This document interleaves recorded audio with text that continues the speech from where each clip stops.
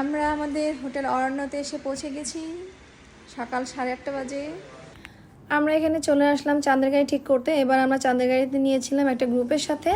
তো আমরা ফার্স্ট চেকপোস্টে চলে আসলাম। এখানে আপনাদের এনআইডি কার্ডগুলো সবার জমা দিতে হবে। এরপরে আমাদের যাত্রা আবার শুরু হলো। আমরা চলে আসলাম ওয়াই জংশনে। ওয়াই জংশনে এসে আমরা একদম পেয়ে গেলাম ফ্রেশ আখের রস। এটা খুবই মিষ্টি ছিল, তবে একটু আইস হলে ভালো হতো, আমি এটা বারবার করে বলছিলাম। যাই হোক, তারপরও গরমের মধ্যে খুব মজা পেয়েছি এটা খেয়ে। এরপরে আবার আমরা যাত্রা শুরু করলাম। প্রকৃতি এত সুন্দরভাবে আমাদেরকে আনন্দ দিচ্ছিল, আমরা খুব এনজয় করছিলাম। আমরা গাড়িতে ছিলাম টোটাল হচ্ছে আপনার 13 জন। তো আমার মা সামনে বসেছিল আর আমরা বাকিরা সবাই পিছনে বসেছিলাম। হঠাৎ করেই আকাশ মেঘ হয়ে আসলো। দেখেন কি পরিমাণ ঝড় শুরু হয়ে গেল। প্রকৃতি যেন মানে কালবৈশাখী রূপে পরিণত হলো। আমরা নীলদিগন্ত পার হয়ে কিছু দূর যেতেই দেখলাম যে প্রচণ্ড ঝড় আর বৃষ্টি শুরু হতে লাগলো। সামনে যেতেই দেখি গাছ ভেঙে রাস্তার মধ্যে পড়ে আছে। রাস্তা পুরোটাই বন্ধ, আমরা যেতে পারবো না সামনের দিকে। প্রচণ্ড ঝড় হচ্ছিল, প্রচণ্ড ঝড়, যা আসলে বলে বোঝানো যাবে না। আমরা আবার জীবনের বাজি রেখে ব্যাক করলাম। নীলদিগন্তে আমরা চলে আসলাম এখানে। আমাদের ড্রাইভারটা খুবই দুর্দান্ত সাহসী ছিল, যার জন্যই আমরা বেঁচে ফিরতে পেরেছি। না হলে ওখানে আমরা হয়তো বা খাদে পড়ে যেতাম। খুবই রিস্কি একটা জায়গা ছিল। এখানে আরও অনেক গাড়ি আসলো, তারপরে ওরাও এখানে থামলো কিছুক্ষণ। তারপরে ওরা এগিয়ে যাওয়ার পরে ওরা হচ্ছে আর্মির যারা আছেন ওনারা গাছটা সরিয়ে ফেলেছে। ফেলার পরে আমরা এখানে আবার যাত্রা শুরু করলাম। ভাবলাম আমরা আর পিছনে যাব না, আমরা সামনের দিকেই আগাবো। এরপর আমরা বলিপাড়ায় চলে আসলাম। বলিপাড়ায় এসে এখানে আমাদের হচ্ছে আবার সব ডকুমেন্ট দিতে হচ্ছে এবং এখানে একটা ফর্ম ফিল আপ করতে হচ্ছে। এগুলো করে টোরে আমরা একটু রেস্ট নিয়ে তারপর আমরা আবার যাত্রা শুরু করলাম। যেতে যেতে তখন ভালোই লাগছিল। এরপরে থানচিতে চলে আসলাম নিজ ইচ্ছায়। প্রথমবার থানাতে এসে নিজের ডকুমেন্টগুলো জমা দিলাম। এরপরে চলে আসলাম ঘাটে এসে আমাদের গাইড আগে থেকেই রেডি করা ছিল, যার জন্য আমাদের বেশি একটা কষ্ট পোহাতে হয় নাই। এই যে আমরা এখন তিরিং বিরিং করতে করতে যাচ্ছি।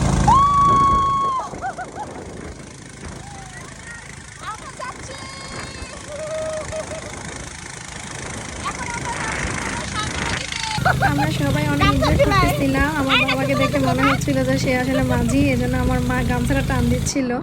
তো যাই হোক, নদীতে ওর যাওয়ার পরে এত সুন্দর ন্যাচারাল ভিউ, ভাই কি বলবো, মানে জীবনটা সার্থক হয়ে গেছে। আমার ঝড়ের কথা ভুলে গেছি আমি, মানে খুবই সুন্দর, খুবই সুন্দর। এই যে এটা হচ্ছে আপনার তিন্দু, আমরা তিন্দুতে চলে এসেছি।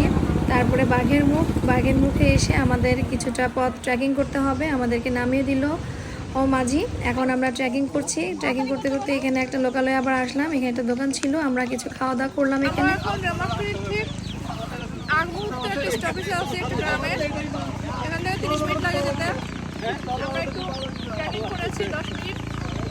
এখন আমরা এখানে কলা খাচ্ছি, ফ্রেশ ফ্রেশ কলা, পাহাড়ি কলা, যেটা আমার বরাবরই খুব পছন্দের একটা ফল। ফল খেয়ে আবার একটু হাঁটা শুরু করলাম। তিরিং বিরিং করতে করতে যাচ্ছি, খুব ভালো লাগছে। তারপরে চলে আসলাম রেমাকৃতি। এখন অলমোস্ট 5:30 বাজে।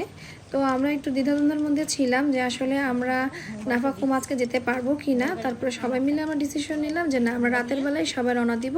তারপর আমাদের শুরু হলো ট্রেকিং। এখন আমরা ট্রেকিং করতেছি রেমাকৃতি থেকে নাফাখুমে যাওয়ার উদ্দেশ্যে। তো আমাদের অলমোস্ট 2 ঘন্টা তো হাঁটতে হবে, আর যেহেতু আমরা মাইয়া মানুষ সেক্ষেত্রে আরও 1 ঘন্টা, তার মানে অলমোস্ট 3 ঘন্টা আমাদের হাঁটতে হবে। এই যে আমরা হাঁটতে হাঁটতে একটা ঝিরির কাছে চলে আসছি। এখন তো দিনের আলো, এই ঝিরিতে পার হবার কি, তবে কিছুক্ষণ পরে যখন অন্ধকার হয়ে যাবে তখনও আমাদেরকে কিন্তু এরকম আরও ঝিরি থাকবে ছোট ছোট, ওগুলো পার হতে হবে। তো ওগুলো একটু রিস্কি, তারপরও আমরা সবাই অনেক ট্রাই করব একজন আরেকজনের সাথে থেকে আমরা এই দুর্গম পথটা অতিক্রম করার। আশা করছি আমরা সফল হতে পারবো এবং আমরা আমাদের গন্তব্যস্থলে পৌঁছাতে পারবো।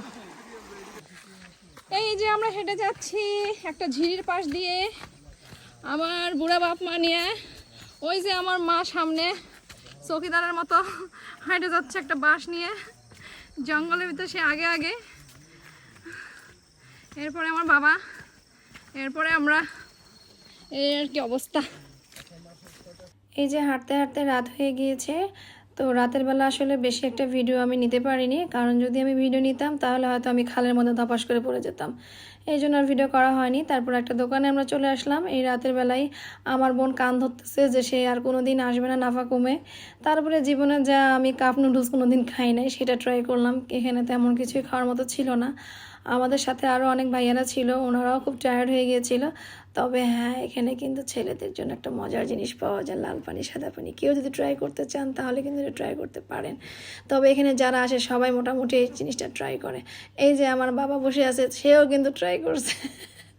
গোপন কথা বলে দিলাম, ঠিক আছে। তারপর যাই হোক, রাস্তাটা খুবই ভয়ঙ্কর ছিল।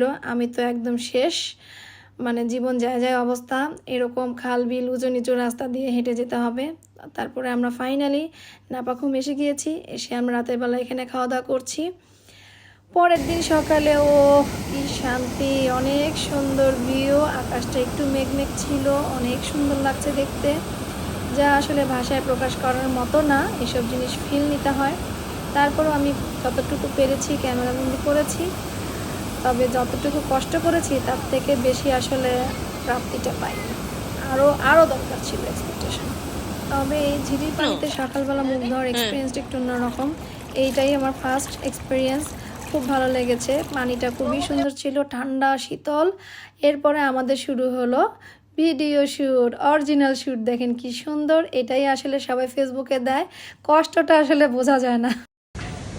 বিদায় নাফাখুম, আজকে ঈদের দিন, সবাইকে ঈদ মোবারক। আমরা এই যে নাফাখুম থেকে এখন বিদায় নিচ্ছি, বেলা 9টা বাজে, ঠিক আছে।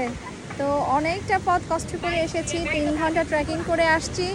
তারপরে আমরা নাফাখুমের এই ঝর্ণাটা দেখতে পেলাম, ভালো। তবে কষ্টটা আসলে অনেক বেশি কষ্ট।